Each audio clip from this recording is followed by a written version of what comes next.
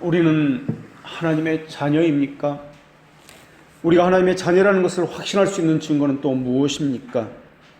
자기 자신만에 가지고 있는 주관적인 내적인 증거 말고 외적인 증거를 여러분은 가지고 있습니까? 또 우리는 하나님의 영으로 인도함을 받은 사람입니까? 그 증거는 또 무엇입니까? 하나님의 영은 하나님의 명하신 외적인 선포를 통해서 하나님의 백성들과 함께 거할 뿐만 아니라 그 안에서 내적 활동과 영감을 통해서 스스로 하나님께서 존재하신다는 증거들을 우리에게 갖게 하십니다. 그런 하나님을 거룩한 영이라 불리고 있으며 보혜사라 불리고 있으며 그 이름의 뜻은 위로자라고 우리는 부르고 있습니다. 성령이라 불리는 하나님의 영은 죄를 깨우쳐 주시기 위해서 오셨으며 죄와 의와 심판에 대해서 일깨워 주심으로 우리를 주께 돌이키는 일을 하시는 분이십니다. 그분은 위로하시는 분이신 동시에 가르치시는 분이로 하나님의 백성들과 함께 하시는 분이십니다. 가르치심은 깨닫게 하는 방식으로 가르치시고 생각나게 하는 방식으로 가르칠 뿐만 아니라 진리로 인도하는 방식으로 그분은 우리에게 가르치는 분이십니다. 성령님은 육신을 입고 이 땅에 오신 하나님에 대한 최고의 신비를 세상에 알려줌으로써 그 일들을 행하시는 분이십니다. 그러나 성령께서 하시는 일에 대해서 어떤 이들은 깨닫지 못하고 어떤 이들은 반대로 보고 듣고 깨닫고 선명하게 그 증거를 붙들고 있습니다. 그러나 또 어떤 이들은 잘못된 것을 듣고 깨달아서 그것을 마치 하나님의 진리라 여기면서 성령께서 인도하셨다고 생각하기도 합니다. 그러나 성령님은 또 어떤 이들에게는 진리를 가로막은 장막을 그들의 눈에서 거두어 가셨고 또 어떤 이들에게는 그 장막을 그대로 그들의 눈과 심정에 두시기도 하셨습니다. 성령님은 모든 진리로 인도하시되 모두에게 그리하시지는 않습니다. 하나님의 영은 그리스도를 증거하는 일과 관련된 모든 일을 하시는 분이십니다. 그래서 어떤 이는 성령님을 향해서 가르치는 분이라고도 고백하기도 하고 증언하는 분이라고도 고백하기도 하고 또 어떤 사람은 성령님을 위로하신 분이라고도 이야기하고 변호하신 분이라고 고백하기도 합니다. 그러나 성령 하나님은 단순히 성부 하나님에게 속한 하나의 능력으로서가 아니라 신격을 지니고 계신 하나님이십니다. 그러나 어떤 사람들은 성령 하나님을 인격적인 존재로 보지 아니하고 성삼위일체 중 제3위격을 지니신 하나님이라고 여기지 않습니다. 또 어떤 이들은 성령 하나님을 전지전능하시며 편재하시며 주권적인 하나님이라고 여기지 않습니다. 그들은 성령 하나님을 어떤 장소나 시간 가운데 가두어 두고 어느 한 곳에만 머물고 있는 에너지나 힘이나 어떤 능력처럼 여기고 있습니다. 주권적인 하나님이 아니라 인간의 명령에 의해서 움직이는 기운이라 여기는 사람들도 있습니다. 그리스도를 닮아가는 삶을 살아갈수록 은혜의 수단을 공급해 주시는 분이 아니라 내가 원하는 것을 공급해 주는 능력이나 은사라고 생각하는 사람도 있습니다. 또 어떤 사람은 삼위로 일체이신 하나님의 제3위격이신 하나님을 미래의 약속에 대한 징표를 주시는 분으로서 가르치시는 분으로서 기억나게 하시는 분으로서 신재의 삶을 거룩하게 하시는 분으로서 여기지 않습니다. 인격성은 무시되고 물질로 여기며 부리는 종과 같은 역할을 한다고 그들은 생각하고 있습니다.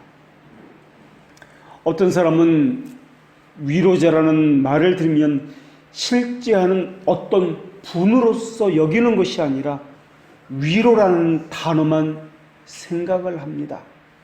그래서 어떤 가마의 영향력 이라고만 생각을 합니다. 그러나 인격이 빠져버린 위로만 있다면 이것은 성령님이 아니라는 것을 기억하셔야 할 것입니다. 또 어디든 계시든 편재라는 것과 영혼 불변이나 전지전능과 같은 하나님의 본질적 속성이 빠져버린 성령님도 성령님이 아닙니다. 성경에서는 지식이나 의지, 감정과 같은 인격의 특징들도 성령님께 돌려지고 있다는 것을 우리는 기억해야 합니다. 성령 하나님은 인격성에 적합한 행동들을 하시기 때문에 그렇습니다. 그분은 찾으시는 분이십니다. 그분은 명령하시는 분이시고 증거하는 분이시고 계시하는 분이시고 노력하시고 간구하시고 죽은 자를 일으키시고 생명을 주시고 우리와 같은 자들을 찾아내 이끌어서 교회로 인도해 주시는 분이기 때문에 그렇습니다. 거기서 그치는 것이 아니라 성령께서는 그 사람의 내면에서 그리스도의 실제성과 진실성에 대해서 그리스도가 당한 죽음의 그 효력에 대해서 믿음과 관련을 맺도록 하시는 분이십니다. 그분을 위로자, 변호자라고 하지만은 성경에서는 그분을 향해서 또 책망자라고도 말씀하고 계십니다. 그분은 죄와 의와 세상에 대해서 책망하시기 때문에 그렇습니다. 그분은 마음의 숨은 일들을 드러나게 하시고 옳고 그름을 판단하시는 인격성을 가지신 하나님이기 때문에 그렇습니다. 그분은 책망을 통해서 일깨우시고 바르게 함과 경건하지 않은 자를 경건을 추구하는 자로 만드시는 분이기 때문에 그렇습니다. 그분은 또한 우리가 죄인이라는 것을 뼈저리게 깨닫게 하시고 변명할 기회가 변명거리가 없도록 전혀 없도록 꼼짝달싹 못하는 분이기도 하십니다. 그분은 우리 스스로 부끄러워하게 하시는 분이십니다. 자기를 낮추어서 양심을 스스로 정죄하도록 만드시는 분이기도 하십니다. 이것에 대해서 하나님은 요한복음 8장 9절에서 죄인을 돌로 치려고 하는 무리들에게 말씀을 듣고 가책을 느껴 라고 말씀을 하심으로써 성령께서 그들 양심 가운데 역사하셨다는 것을 보여주셨습니다. 성령은 육체를 거스리고 육체의 소욕은 성령을 거스립니다. 이 둘은 서로 대적함으로 서로 원하는 것을 하지 못하게 하고 있습니다. 육체의 소욕은 성령을 거스려서 강한 욕심을 내라고 요구하고 있습니다. 소욕이라는 말은 강하게 소원한다, 강한 영향을 투입한다라는 그러한 단어입니다. 우리를 향한 성령의 바람은 우리가 육체의 영향에서 구원받는 것입니다. 이 때문에 성령께서는 우리를 인도하시고 지도하시는 분이십니다. 그것을 오늘 본문에서는 육체에게 져서 육체대로 살 것이 아니니라 라고 말씀하고 있습니다. 한마디로 내가 보기에 좋은 대로, 내가 생각대로, 원하는 대로, 판단대로, 유익대로 하지 말라라는 것입니다. 청교도인 윌리엄 퍼킨스는 자신이 하나님의 자녀인지 아닌지 어떻게 알 수 있는가라는 질문에 대해서 그는 양심의 문제, 지금까지 있었던 최대의 문제라는 제목을 가지고 논문을 써서 우리 가운데 하나님의 자녀라는 표시가 있는지 없는지 그 표지를 이렇게 제시했습니다. 퍼킨스는 성령께서 우리 안에서 역사하는 양심을 공동지식, 공동증거라고 이야기했습니다. 왜냐하면 양심에는 하나님께서 주시는 선물인 믿음이 주어지기 때문에 그렇습니다. 그래서 입양된 하나님의 자녀에게는 분명한 확신할 수 있는 은혜의 표지가 있다고 했는데 그 인도함의 증거는 이렇습니다. 첫째로 하나님의 영은 하나님의 계명에 순종하게 만든다는 증거를 그들은 가지고 있습니다. 하나님의 계명을 지킨다는 것에 대해서 퍼킨스는 또 이렇게 이야기했습니다. 지키는 것은 이룬다는 것을 말하는 것이 아니라 그렇게 하겠다고 관심과 간절함과 열렬한 소원을 갖는 것을 의미합니다. 왜냐하면 자비의 하나님께서는 자신의 백성들을 그 마음속에 담겨져 있는, 행위 속에 담겨져 있는 간절한 의지를 받아주시는 분이기 때문에 그렇습니다. 그래서 그가 만약 하나님의 자녀라면 정말 그렇게 되기를 열망을 합니다. 그러나 아무리 그렇게 열망한다 할지라도 자신은 마땅히 지켜야 할 하나님의 계명을 지키지 못한다는 것을 인정하는 것이 급선무다라고 이야기했습니다. 그러면서도 하나님께서 하나님의 심판과 명령에 반응하려고 하는 우리의 내적인 그 의지 자체를 받아주신다는 것에 대해서 신자는 감사를 드릴 것이고, 그것이 신자에게는 매우 큰 위로가 된다라고 이야기했습니다. 퍼킨스는 신자 안에서 일어나는 그 간절한 의지, 이것을 내적 마음의 운동이다 라고 했습니다. 그 내적 마음의 운동, 그 의지 자체가 성령께서 함께 하신다는 증거다라는 것입니다. 두 번째로 성령님은 그들의 마음 가운데 성실함을 소유하게 만드심으로 그가 하나님의 자녀라는 증거를 갖게 하신다고 했습니다. 하나님의 사랑이 온전하게 내 안에서 이루어지기를 간절히 바라기 때문에 그렇습니다. 그런데 여기서 온전하다는 개념은 불완전함이라는 것과 반대되는 개념이 아니라 위선과 반대되는 개념이다라는 것입니다. 온전하다는 말은 완전하다는 말이 아니라는 것입니다.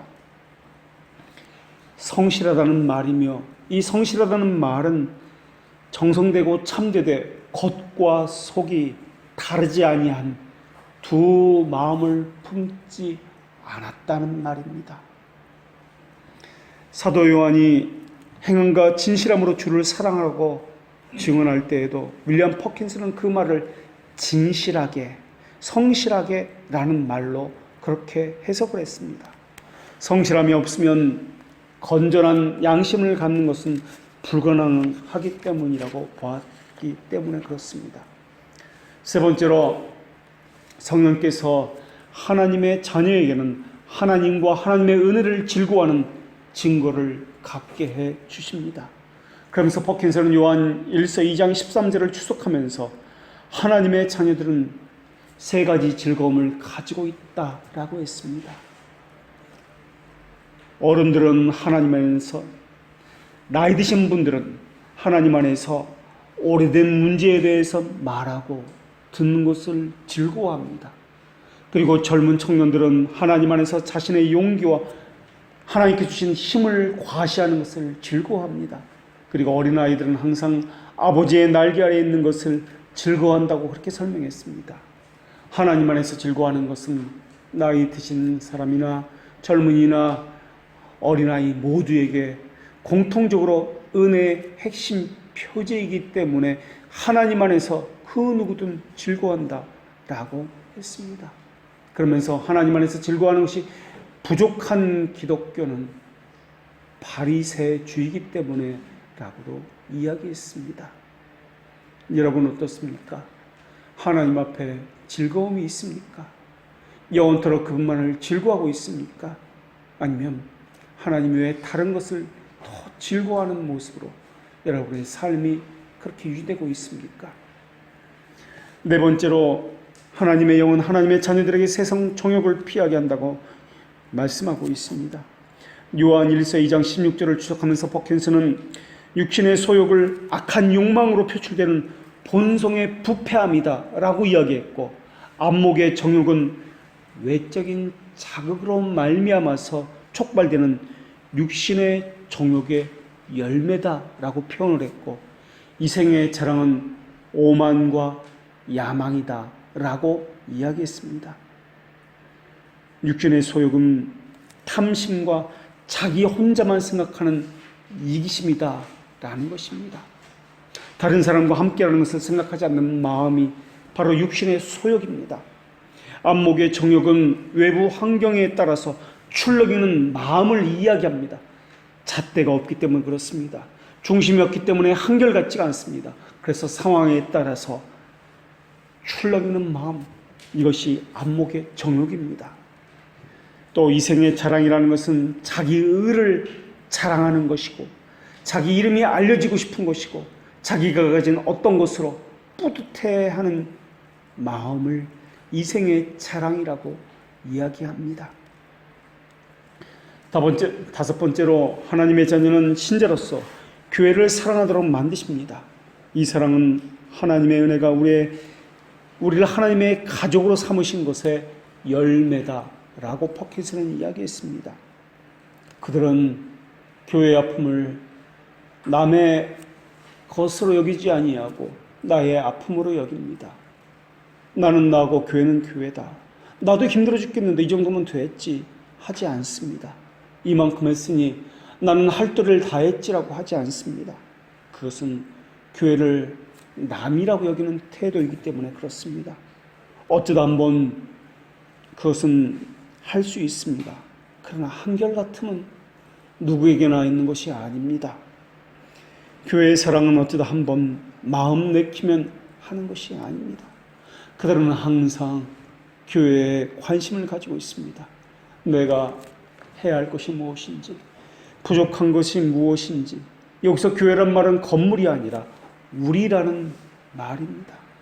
그래서 요한 1서 3장 15절에서 형제를 미워하는 자보다 살인하는 자라고 말하면서 교회는 서로가 서로에게 사랑을 나타내는데 이것이 바로 하나님의 자녀의 사역이다. 하나님의 영이 함께한다는 증거로서의 사역이다라고 이야기했습니다. 교회 안에서 사랑을 나타내는 것은 내가 누구인지 아는 데서 오는 그 고백에서 나타나는 일이 될 것입니다. 또 우리를 향한 하나님의 사랑을 우리가 먼저 받았기 때문에 용서함을 받은 죄인으로서 다른 사람을 용서하고 또한 사랑할 수 있게 되는 것입니다. 그래서 교회는 나 혼자라는 것, 나는 예외라는 말은 있을 수가 없습니다. 교회는 항상 우리로 존재하기 때문에 그렇습니다. 여섯 번째로 하나님의 자녀는 자아를 깨끗하게 하시는 하나님의 영을 가지고 있습니다.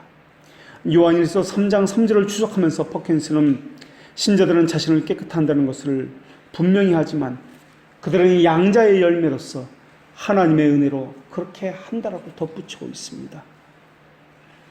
부패함에서 자신을 깨끗해 하려고 바라는 그 갈망, 그래서 믿음의 수단을 사용하려는 그 의지, 그것이 바로 자녀됨의 표시라는 것입니다.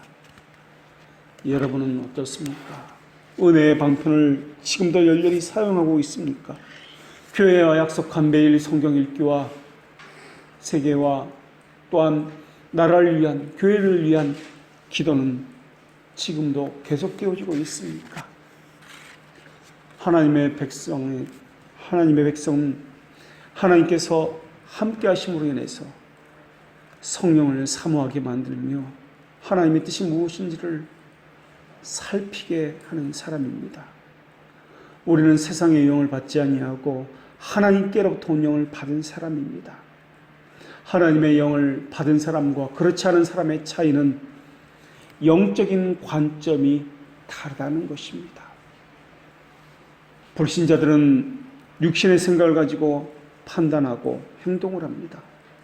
육신의 생각은 하나님과 원수가 되기 때문에 그들은 하나님의 뜻을 생각하고 그 뜻에 순종하기보다는 그들의 생각은 자기가 우선입니다. 하나님이 영이 없기 때문에 그들은 영적인 기능을 가지고 있지 않습니다. 그래서 그들은 영적인 생활을 누릴 수 없습니다. 성경 강의에 흥미가 없고 성경을 이해하고 싶은 마음 자체가 없습니다. 그들에게 그것은 무의미하게 느껴지기 때문에 그렇습니다. 그러나 영적인 사람은 영적인 생각을 가진 동료를 즐거워하고 그리스도인의 교제와 모임을 또한 좋아합니다. 그 사람은 자신의 영혼과 교회에 관심을 가지기 때문에 그렇습니다. 우리도 한때는 하나님 말고 우리 일에, 다른 일에 관심을 가졌고 볼 수 있고 만질 수 있는 것에 흥미를 가졌던 적이 있었던 사람입니다. 그런데 이제는 엄청난 변화가 일어났습니다. 이것은 하늘의 시민권이 있다라고 하는 것과 마찬가지입니다. 하나님의 영인도함을 받은 사람은 하나님의 영광을 위해서 살고 싶은 마음이 간절합니다. 왜냐하면 하나님께서는 사람을 지으실 때 하나님의 영광을 위해서 지으셨기 때문에 그렇습니다. 그래서 웨스트민스터 소요문답 제1문의 대답 역시 사람의 제일 되는 목적은 하나님을 영화롭게 하고 영원토록 그분을 즐거워하는 것입니다 라고 답을 하는 것입니다. 그러나 육에 속한 사람, 그 사람은 하나님의 명령을 먼저 생각하지 않습니다. 그의 최고의 관심은 하나님이 아니라 자기이기 때문에 그렇습니다. 그들은 죄의 폭과 깊이를 알지 못합니다. 어떤 죄는 알지만 어떤 종류의 죄는 알지 못합니다. 심지어 어떤 죄는 비참함이 아니라 행복의 일부로서 그들은 간주하고 있습니다. 그들은 자신에게 죄가 있다는 것을 인정하지 않습니다. 자신에게 안에는 칭찬할 거리가 있다는 것을 생각할 뿐입니다. 자신을 높여주는 사람을 그들은 좋아하고 그 칭찬을 자제를 들듯이 즐거워하고 있습니다. 그들은 하나님의 형상이 부패함으로 말미암아 자신의 형상은 사탄의 형상으로 바뀌었다는 것도 알지 못합니다. 이성의 부패, 자유의지의 타락, 원죄의 범위가 어떠한지도 알지 못합니다. 더군다나 그들은 자신의 능력에 찬사를 보하면 그에게 한없는 기쁨과 애정을 보내기도 합니다. 하나님의 자녀는 하나님과 예수 그리스도를 아는 지식을 더 크게 바라고 있지만은 그렇지 않은 자들은 신념과 철학에 의해서 살아가는 이들입니다. 그들은 교회를 다닐 수 있지만 신앙을 하는 것이 아니라 그것이 옳다 여기는 자신의 신념과 철학 때문에 교회를 다니고 있습니다. 오늘 본문은 그러므로라고 시작하고 있습니다. 그러므로라는 접속사는 1절부터 11절까지의 진술을 다시 한번 설명하면서 자신의 삶에 적용하라고 촉구함으로써 주제의 전환을 사용할 때 쓰고 있는 단어입니다. 다시 말하면 하나님께서 우리에게 전 구원의 과정 가운데 어떻게 행하셨는지를 11절까지 밝히고 그것을 우리의 삶 가운데 어떻게 적용해야 되는지라고 말씀하고 있으면서 우리는 성삼위 하나님에게 빚진 자다라고 말씀하고 있는 것이 오늘 본문의 이후의 말씀이라는 것입니다. 우리는 십자가의 은혜에 빚진 자이며 구속의 적용에 있어서 성령님께 빚진 자입니다. 그렇기 때문에 12절에서 육신에게 져서 육신대로 살 것이 아니다 라고 말씀을 합니다. 그런데 이 본문 육신대로 살 것이 아니다 라는 한 구절만 떼어내서 본다면 다시 로마서 7장과 같은 고민과 갈등 속에 빠지게 될지도 모르겠습니다. 로마서 7장 24절에서 오라 나는 공고한 자로다. 누가 나를 이 사망의 몸에서 건져낼까라고 절규를 하고 있습니다. 육신대로 살고 싶지 않아서 발버둥 치는 바울의 모습. 이것은 필연적으로 우리 가운데도 나타나게 될 것입니다. 발버둥 치다가 환경과 사람과의 관계 속에서 물질의 유혹과 세상의 유혹 속에서 발버둥 치다가 할 수 있는 것이 무엇입니까? 넘어지고 또 넘어지고 도망치다가 힘겨워서 결국에는 자포자기하고 영적인 것을 추구하기를 그만두는 것 아니겠습니까? 처음에는 투정할 수 있을 것입니다. 그러나 그 무게가 너무 무겁기 때문에 나중에는 절망에 빠져서 다 포기하게 될지도 모릅니다. 그 단어에만 머물게 된다면 우리는 절망할 수밖에 없을 것입니다. 그러나 하나님께서는 계속해서 무엇이라고 말씀하십니까? 이미 성도는 그리스도에 의해서 보장된 승리를 가지고 있는 사람들 아니겠습니까? 하나님의 영이 그와 함께하기 때문에 육신대로 살 것이 아니라 나오는 그 단어 이후에 그리스도의 영이, 하나님의 영이 우리와 함께 하신다는 사실, 그것을 분명히 하고 있습니다.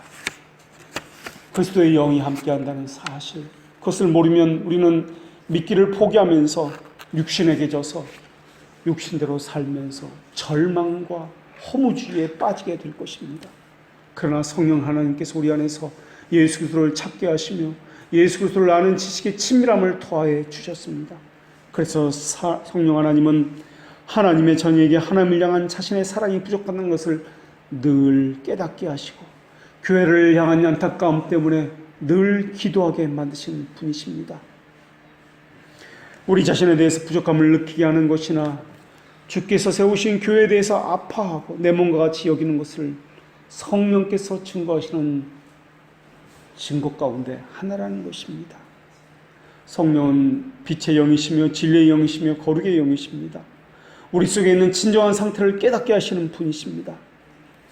우리 속에 있는 죄를 깨닫게 하실 때에도 완전하고 순결해져 가면 갈수록 더러운 것이 많이 보이게 하시는 분이 성령님이십니다. 마치 햇빛에 비추어 보이면은 먼지가 더 많이 드러나는 것이 보이는 것처럼 말입니다. 더 깊어질수록 우리 죄에 대해서 더 많이 깨닫게 되고 더 애통하게 만드는 분이 성령님이십니다. 그래서 죄로 지은 것 때문에 고통하게 하시고 괴로워하게 만드시는 분이십니다. 죄에 대해서 괴롭게 하고 슬퍼하게 하시는 이유는 하나님의 율법보다 하나님의 사랑을 배반하였기 때문이라는 것을 그들로 하여금 깨닫게 해 주셨기 때문에 그렇습니다. 이것이 하나님의 자녀의 반응입니다. 그러나 성령께서 죄를 깨닫게 해주시는 목적은 그것 자체가 목적이 아닙니다. 만약에 신앙의 필요성을 먼저 깨닫지 못한다면 죄의 심각성을 깨닫게 해줘봐야 아무런 소용이 없습니다. 죄를 깨닫게 해주시는 궁극적인 목적은 예수 그리스도께 향하게 하기 위해서입니다. 그래서 성령님은 불신앙은 물론이고 구원을 가로막고 있는 다른 모든 죄악도 깨닫게 해주시는 분이십니다. 성령님은 죄를 책망하기 위해서 우리에게 보냄을 받은 분이기도 하지만은 동시에 의를 제시하기 위해서 우리에게 보냄을 받은 분이기도 하십니다. 사람을 깨우는 모든 것은 유효적으로 보면은 성령의 사역이시고 도구적으로 보면은 말씀으로 말미암습니다. 우리는 성령님을 대언자다, 변호자다가 이렇게 부르고 있습니다. 성령께서 세상을 일깨우시고 죄를 일깨우시는 이유는 우리의 영혼을 고발하기 위해서가 아닙니다. 우리 영혼을 옹호하기 위해서입니다. 그렇다면 성령께서 우리 양심을 찌르시는 이유는 또한 무엇이란 말입니까? 어떤 사람은 성령님을 생각할 때 그저 우리 죄를 책망하시는 분이라고 생각합니다. 그러나 우리 성령님은 우리 영혼과 복음적인 의를 용어하면서 율법의 가혹함에 오히려 맞서시는 분이십니다. 그래서 하나님께서는 우리에게 말씀하시기를 너희는 다시는 무소하는 종의 영을 받지 아니하고 라고 말씀해 주셨습니다. 무소하는 종의 영, 이것은 성령께서 사람 마음 안에서 활동하는 내적 사역을 말씀하는 것이기도 합니다. 우리는 지금까지 성령 하나님에 대해서 생각하기를 우리 행위에 대해서 적대시한다고만 생각하는 면이 있어 왔습니다. 또 우리에 대해서 적대시는 하지 않더라도 우리를 고발하시는 분, 우리를 억압하게 하시고 우리의 양심을 감시하시고 힘들게 하시는 개념으로만 성령님을 생각해 왔습니다. 그러나 성령님은 우리 입장에 서서 우리를 변증하시고 위로하시고 옹호하는 역할을 하시는 분이시기도 하십니다. 성경은 누구든지 믿음을 갖기 전에는 종의 영, 속박의 영을 가운데 있다라고 말씀하고 있습니다. 그렇기 때문에 믿음이 없다면 누구든지 두려움과 또한 공포를 불러 일으킨다라고 하고 있습니다. 성령님은 이 땅에 보냄을 받으신 분이십니다. 이것을 시편에서는 주의 두렵게 하심이다 라고 하면서 공포를 일으키는 종의 영이라고 불렀습니다. 종의 영은 사탄이 아니라, 사탄은 그럴 능력 자체가 없습니다. 율법과 그 율법의 말씀과 함께 하시는 성령께서 하시는 것입니다.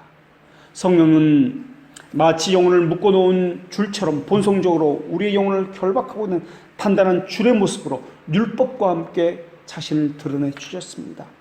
성령 하나님은 영혼에 대한 하나님의 심판의 책을 펼쳐놓고 우리 안에서 우리 양심을 작동시켜 오셨습니다.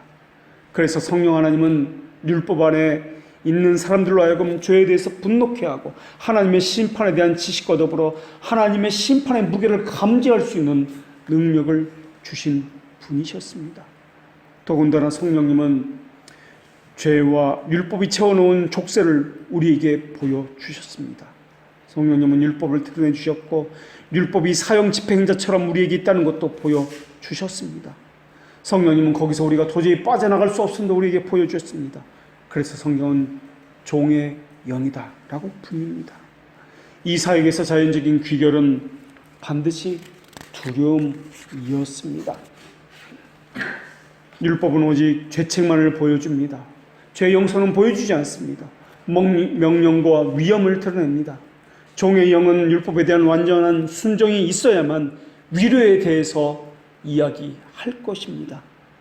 그래서 성령께서 율법과 함께 하실 때는 종의 영으로서 하시는 것입니다. 그러나 성령님은 칭의를 받은 자에게는 종의 영으로서 다가가시는 분이 아니라 은혜의 약속들을 적용해 주시는 분으로서 진리의 영이요 양자의 영으로서 그들에게 불려주시는 분이십니다. 믿음을 가진 자에게 약속을 적용할 때는 양자의 영이라고 그렇게 불리시는 분이십니다. 성령님은 죄인의 얼굴에 공의의 영으로서 불을 품어내는 것처럼 신자의 가슴에는 위로의 영으로서 위로를 뿌려주시는 분이십니다. 갈라디아 5장에서는 사도는 그래서 육체의 일과 성령의 열매를 대조시키고 있습니다. 마치 로마서에서 종의 영과 양자의 영을 대조시키는 것처럼 말입니다. 성령님은 믿는 자의 심정 속에 일체의 은혜를 불어넣어 주셨습니다.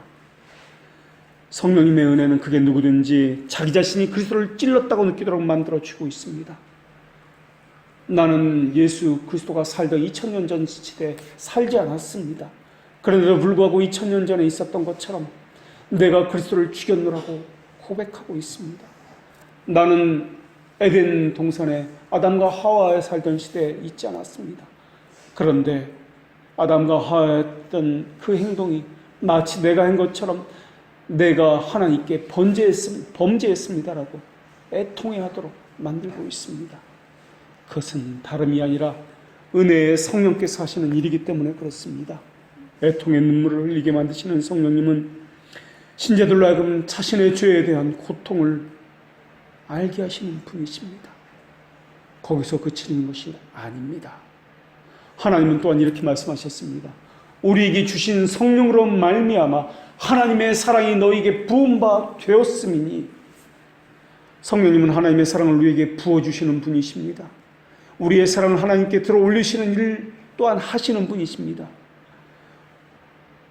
그런데 하나님의 사랑을 부어주시는 일을 하실 때에는 죄를 혐오하는 것과 죄를 미워할 수 있도록 마음과 삶 속에서 죄를 감지하는 것 없이는 이루어질 수 없다는 것을 또한 우리가 알아야 할 것입니다. 그래서 성령께서 하시는 일 가운데는 죄를 감지하고 책망하는 일이 함께 들어있는 것입니다. 그러나 죄를 책망하는 것, 죄를 감지하는 것, 이것은 궁극적인 목적이 아닙니다. 하나님의 선하심에 대한 참된 감각은 우리 불결에 대한 감각 없이는 존재할 수 없기 때문에 그렇습니다. 성령께서는 이 두 가지 일, 하나님의 사랑을 우리에게 부어주시는 것과 죄를 감지하여 책망하는 것, 이 두 가지 일을 함께 하실 때야 비로소 양자의 영이다 라고 불리는 것입니다. 하나님의 영으로 인도함을 받은 사람은 그래서 이 두 가지 감각이 함께 있습니다. 불결에 대한 감각, 그리고 그리스도 예수께 인도함을 받은 이들이 하나님의 사랑이 우리에게 부어진 바 되었기 때문에 그 자비하심과 하나님의 사랑에서 오는 그 사랑에 감격한 심정에 대한 감각, 이 두 가지 것이 함께 있다라는 것입니다. 그러나 이 가운데 하나님의 사랑은 제하여 버리고 죄에 대한 감각만을 불러일으킬 때 이것을 종의 영이다라고 합니다. 물론 성령의 열매 가운데에서도 죄를 깊이 일깨우는 것은 결코 작은 일이 아닐 것입니다. 그러나 그거보다도 성령께서 우리에게 하시고자 하는 것은 죄를 일깨움과 동시에 예수 그리스도를 통한 구원과 생명을 우리에게 주시는 것이 그의 하고자 하는 일입니다. 그래서 성령께서 죄를 일깨우시는 활동을 하실 때에는 두 가지 영으로서 우리에게 하십니다. 하나는 심판하시는 영으로서 하시고 또 하나는 소멸하는 영으로서 우리에게 활동을 하십니다. 심판의 영이라 함은 우리의 죄를 일깨우기 위함이고, 소멸하는 영이라 함은 우리를 정결하게 하고 우리의 크고 작은 것, 부정한 것들을 태우기 위함이며, 또한 우리로 하여금 그리스도의 영으로서 그리스도께 인도하여 우리로 하여금 양자의 영을 얻게 하기 위해서라는 것입니다. 성령님은 이 땅에서 우리의 영혼을 심판대 앞에 소환해 하나님 앞에 서게 만듭니다. 그리고 불세례를 주어서 그 영혼을 정결하게 합니다. 이와 관련하여서 태운다는 뜻으로 인해서 성령을 불이다 라고 이야기하고, 씻긴다는 뜻에서 성령을 물이다 라고 이야기하면서 불세례, 물세례다 라고 이야기합니다. 우리의 육적 확신은 성령이 잘라내실 때까지 확고하게 우리 안에 들러붙어 있습니다. 우리 육체의 의는 성령께서 그 껍질을 벗기시고 그 위선의 옷을 벗겨올 때까지 아름답게 보이도록 속이고 있습니다. 성령께서 그 위장을 벗겨내실 때까지 사람들에게 아름답게 여겨질 것입니다. 그러나 성령께서는 육체의 소욕이 가진 그 실체를 반드시 벗겨 드러내 주실 것입니다. 성령님은 죄가 가진 추악함은 물론이고 그 인간이 가진 의의 공허함이 어떠한 것인지를 드러내 주실 것입니다. 성령께서 이렇게 하시는 이유는 하나님 편에 서서는 하나님의 사랑을 우리로 하여금 알게 하기 위해서, 위로를 주시기 위해서이며, 우리 편에 서서는 하나님 앞에서 우리를 변호하기 위해서입니다. 그렇기 때문에 성령님의 일깨움은 위로를 지향하는 데 반해서 사탄의 의도는 우리에게 과실을 제기하는 것 외에는 다른 것이 없습니다. 사탄은 하나님의 원수로서 폭력적이며 우리가 가진 죄의 혐의를 계속해서 하나님 앞에 제기할 것입니다. 그러나 성령님은 위로자요 변호자로서 우리를 온유하게 일깨우시며 우리를 위로해 주실 것입니다. 사탄은 우리의 양심이 깨어나는 것을 원하지 않습니다. 그러나 성령님은 그렇지 않습니다. 사탄은 오히려 이 세상에서 위로를 받게 만들고, 이 세상에서 안도감에 빠지고 그 안에 잠들게 만들고, 또한 위험을 알아차리지 못하게 만들고 있습니다. 사탄은 우리 심장에 칼을 찔러서 피를 흘리고 갈기갈기 찢어 발겨질 때까지 아무런 경고를 하지 않습니다. 이 위대한 사기꾼은 참된 일깨움을 가로막기 위해서 자신이 할 수 있는 모든 것을 동원해서 행하고 있습니다. 사탄은 자신의 먹잇감을 놓칠까 하여서, 영혼을 소나기에서 뺏길까 하여서 노심초사하고 있습니다. 그 전까지는 우리에게 전혀 부담감을 없이 자신의 소나기에 넣기 위해서 동분서주하고 있는 것이 사탄입니다. 그래서 사탄은 우리 형제를 참소하던 자라는 별명이 붙어 있습니다. 그들은 우리의 양심에 꾸준히 고소하고 밤낮을 가리지 않습니다. 사탄은 성령의 일을 해방하는 일에 앞장서고, 사람이 사탄의 통치권을 벗어나지 못하도록 온갖 환경을 조장하고 사람을 들어서 가로막고 있습니다. 사탄은 법정에 선 검사처럼 죄수를 폭력적으로 비난합니다. 찾아낼 수 있는 모든 범죄를 샅샅이 들추어내 가장 예리한 칼날로 들쑤실 것입니다. 그 죄의 수를 편드는 일체의 변론을 무디게 할 것이며 어떤 고문을 내서라도 주님의 용서를 얻을 방책을 다 소멸해 버릴 것입니다. 그래서 주님을 바라보지 못하게 할 것입니다. 사탄이 이렇게 하는 이유는 성령님을 통해서 건전한 일깨움을 받지 못하게 하기 위해서였습니다. 사탄은 욥도 이런 방식을 통해서 다루었습니다. 하나님께서 사탄에게 욥을 괴롭힐 자유를 허용하자마자 욥은 좋은 소식을 전하는 모든 사자의 복을 하나도 받지 못하도록 욥에게 제거해 버렸습니다. 사탄은 오히려 고통을 전해주는 사자들을 차라로 보내기 시작했습니다. 과연 그리스도인에게 그러한 일들이 일어날 수 있단 말인가 할 정도로 적정 수준을 뛰어넘을 정도로 고통이 가해지기 시작했습니다. 사탄은 거짓말하는 영입니다. 타인의 비극을 즐거워합니다. 다른 사람의 흠을 부여잡고 그들에게 제기할 기소를 강화하는 데만 신경을 쓰는 그러한 것이 사탄입니다. 사탄은 욥을 참소할 때 하나님께 진실을 말하려 하지 않았습니다. 사탄은 하나님께 대해서 욥은 유선자라고 이야기했습니다. 세속적인 불을 제거하면 욥은 하나님을 저주할 것이라고, 그가 가진 신앙은 거짓이다라고 참소했습니다. 그리고 그 이상의 죄책을 부풀려서 친구들 앞에서도 욥을 비난했던 것이 사탄입니다. 말할 수 없는 인격 모독으로 신앙을 저버리라고 이야기했고, 가족과 친구란 이름으로 너의 신앙은 잘못된 것이니 버리라고 이야기했고, 때로는 윽박지름으로, 때로는 사탕발림으로 이야기한 것이 사탄이었습니다. 사탄은 욥을 하나님으로부터 떼어놓으려고 모든 것을 동원했습니다. 성령님도 어떤 면에서는 사탄처럼 우리의 죄악을 적나라하게 드러내시는 일을 하십니다. 그러나 성령님과 사탄이 하고자 하는 그 목표는 다릅니다. 성령님은 사탄과는 다르게 동정심을 갖고 영혼에게 죄를 일깨우십니다.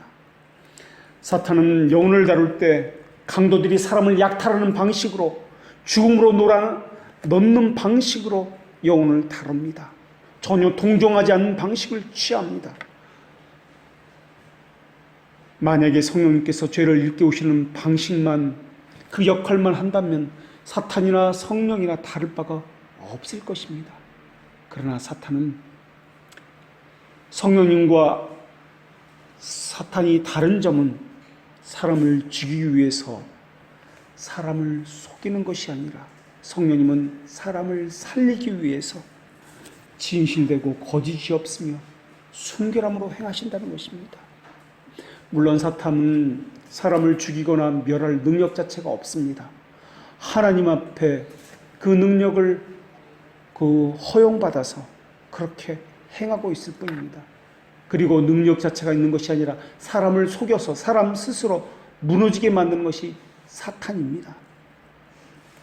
사탄은 죄에 대한 일깨움을 통해서 사람들에게 해를 끼치기 위함이요, 성령님의 죄에 대한 일깨움은 그리스도께 나아갈 준비를 하기 위함입니다. 사탄은 아무것도 치유되지 않을 것이라고 말을 하면서 사람에게 고통을 줍니다. 그러나 성령님은 모두를 치유하기 위해서 우리의 양심을 짚고 수술로 치료를 가하는 분이십니다. 성령님도 죄를 고발하지만은 고발하기 위해서 고발하는 것이 아니라 우리를 치료하기 위해서, 생명을 주기 위해서 그렇게 고발하시는 분이십니다. 사탄은 그런데도 불구하고 하나님을 단지 형벌을 가하는 재판관으로만 묘사하고 있습니다. 사탄은 거짓으로 무장해서 우리를 속이고 있습니다. 그러다가 자신의 무기를 더 이상 숨기지 못하게 되었을 때에는 우리를 치료하시려는 성령님의 치료책을 비방하려고 애를 쓰고 있습니다. 그래서 치료책에 반대하게 하고 영혼을 공포에서 벗어나지 못하게 하고 육체의 소욕을 지속적으로 바라보려고 촉구하는 것이 사탄의 모습입니다. 그렇다면 우리는 어떻게 해야 한단 말입니까? 사탄의 교묘한 속임수에 속아서 우리 스스로 우리 스스로를 정죄하고 절망 가운데 빠져버릴 수밖에 없는 것이 우리란 말입니까? 그렇다면 오늘 본문에서는 그것에 대해서 무엇이라고 말씀합니까? 육신대로 살면 반드시 죽일 것이로되 영으로서 몸의 행실을 죽으면 살리니 라고 말씀하시면서 또 무엇이 이어졌습니까? 영으로서 우리의 몸의 행실을 죽이라고요. 그렇다면 이 말씀의 뜻은 무엇이란 말입니까? 우리가 할 수 있다는 말입니까? 할 수 없다는 말입니까? 성령님은 우리의 마음을 억제하기 위해서 굳센 바위와 같은 마음을 깨트려 주십니다. 죄의 쓰라림을 우리 안에 채워 넣으십니다. 우리의 마음을 겸손하게 해서 하나님의 은혜의 달콤함을 맛보게 하기 위해서입니다. 성령께서 정죄의 막대기를 사람들을 위해서 흔들시는 이유는 왕이 내민 황금호를 붙잡도록 하기 위해서입니다. 성령님은 사람의 심정 가운데 떨림과 놀라움으로 가득 채워 넣으시기도 하지만은 영원한 불 속에 엎드려 지도록 하시는 분이기도 하시지만은 그리고 그 안에 사랑도 함께 채워 넣으시는 분이십니다. 이 세상 사람들은 하나님께서 비천한 상태로 이 땅에 오신다는 것을 믿지 않았습니다. 사람들은 그 사실 안에서 불신앙의 이유를 끄집어내고 있습니다. 초라하기 때문에, 보잘것없기 때문에, 세상이 보기에는 흠모할 것이 없기 때문에 라고 그들은 이야기하면서 그것은 참된 것이 아니다, 믿을 수 있는 것이 아니다라고 그렇게 이야기했습니다. 그러나 성령님의 역사하심 이 모든 구실을 우리 안에서 제거하고 있습니다. 사람은 자기 보기에 판단하나 성령님은 그들의 생각과 판단을 거절하시고 오히려 그 속에서 그것은 잘못된 것이라고 죄를 깨우쳐 주시는 분이십니다. 우리가 행하는 것이 아닙니다. 우리가 자발적으로 동참하나 우리가 자발적으로 동참한 것이 아니라 성령님의 강권한 강력하심으로부터 나오는 것입니다.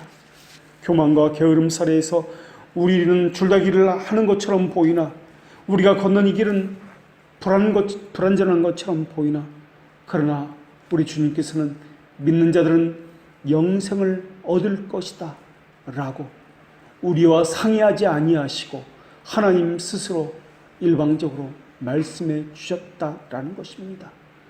믿는다는 것은 우리가 믿기 때문이 아니라 믿게 하셨기 때문에 그렇습니다. 영생을 얻게 되는 것은 영생을 얻으려 했기 때문이 아니라 영생을 주시기 때문에 그렇습니다. 그리스도의 영을 가졌다는 것은 우리가 그리스도의 영을 가지려 했기 때문이 아니라 그리스도의 영을 주셨기 때문에 그렇습니다. 견인의 보증은 성령이십니다. 우리는 실패했다고 생각합니다. 우리는 우리 자신 보기에도 너무나 한심합니다. 날마다 절망하고 넘어지고 세상과 타협하는 면도 너무나 자주 보이고 있습니다. 그러나 그런 때야말로 교만과 자기의를 조심해야 할 때입니다. 사탄은 그러니 너는 그리스도로부터 버림받았다, 너는 안 된다, 그렇게 이야기할 것입니다. 그러나 성령님은 위로자요 변호자로서 내가 너를 구원하였다, 내가 너를 불렀다, 내가 너를 너와 상의하지 아니하고 영원전부터 너를 택하였다라고 말씀해 주실 것입니다. 우리가 믿는 것은 우리 행위가 아닙니다. 하나님의 선하심과 자비하심에 근거합니다. 의심과 절망의 마음이 생기기 시작할 때 여러분은 이렇게 기도해야 할 것입니다. 내가 믿나이다. 나의 믿음 없음을 주여 도와 주시옵소서. 기억하십시오. 믿음은 여러분에게서 나지 않았습니다. 믿음을 주신 분의 보증이 바로 성령 하나님이십니다. 그분은 이렇게 말씀하셨습니다. 마지막 날에 내가 이를 다시 살리리니 라고 말입니다. 여러분이 절망하든지 확신하든지 구원은 여러분에게 근거하지 않습니다. 여러분이 하나님의 자녀라고 불리는 것도 여러분에게서 나지 않았습니다. 율법은 질병을 찾아내지만은 복음은 치료를 찾아냅니다. 성령님은 이 둘 모두를 사용해서 우리를 하나님의 자녀로서 만드시는 분이십니다. 자격에 있어서는 우리는 이미 오래전부터 하나님의 선택에 의해서 하나님의 자녀였습니다. 그러나 자질에 있어서는 하나님의 자녀에 합당하게 성령님에 의해서 지금도 만들어져 가고 있는 것입니다. 왕으로서 누려야 할 품격, 자질, 그 능력 말입니다. 성령께서 숨을 내쉬는 곳에 생명의 말씀이 있으며 소생하는 영이 있습니다. 기도하겠습니다.